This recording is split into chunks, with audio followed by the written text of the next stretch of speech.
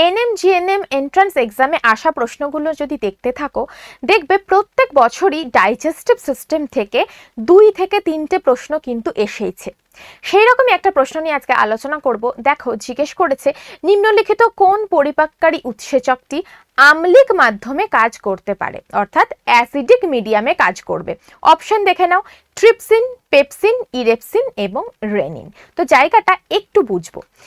মনে রাখবে, এই যে প্রোটিনের ডাইজেশন আমাদের ডাইজেস্টিভ ট্র্যাক্ট বরাবর 3টে এনজাইমের মাধ্যমে হয়, পেপসিন, ট্রিপসিন এবং ইরেপসিন। এই সিকোয়েন্সেই হয়।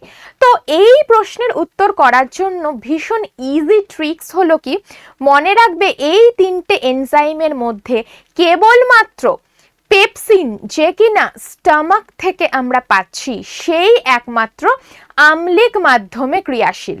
অর্থাৎ পেপসিন কেবলমাত্র অ্যাসিডিক মিডিয়ামেই কাজ করতে পারে, বাকি অন্য দুটো কিন্তু অ্যালকালাইন মিডিয়ামে কাজ করে। তাই খুব স্বাভাবিকভাবেই এই প্রশ্নটার উত্তর হয়ে যাবে পেপসিন।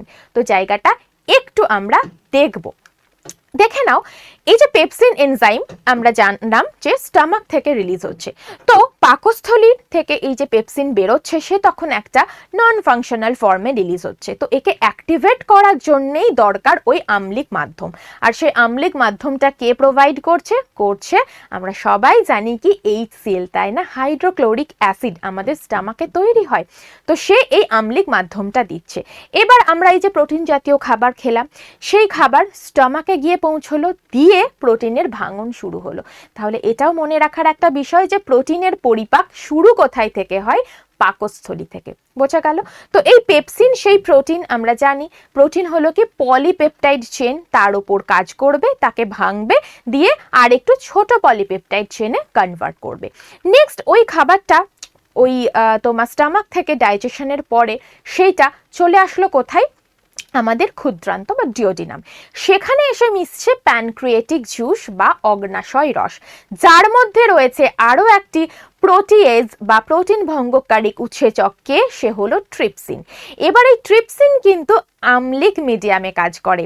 সে একই রকমভাবে ওই যে স্মলার পলিপেপটাইডগুলোর ওপর কাজ করবে এবং সেগুলোকে আবার ভেঙে ছোট ছোট ডাইপেপটাইড তৈরি করবে। এবার খাবারটা যখন ফাইনালি কোথায় চলে এলো? ক্ষুদ্রান্তের আরও নিচে নেমে এলো, তখন গিয়ে ক্ষুদ্রান্তের যে ভিতরের প্রাচীর রয়েছে তার মধ্যে অনেক গ্ল্যান্ড রয়েছে, আন্ত্রিক গ্রন্থি বলা হয়, সেগুলো থেকে রিলিজ করছে কে? ইরেপসিন। এইবার ইরেপসিন কি করবে?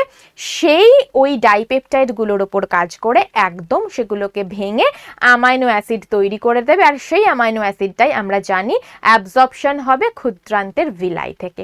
তো এই হলো প্রোটিন ডাইজেশনের একটা খুব সুন্দর, আমরা বলতে পারি, ছক।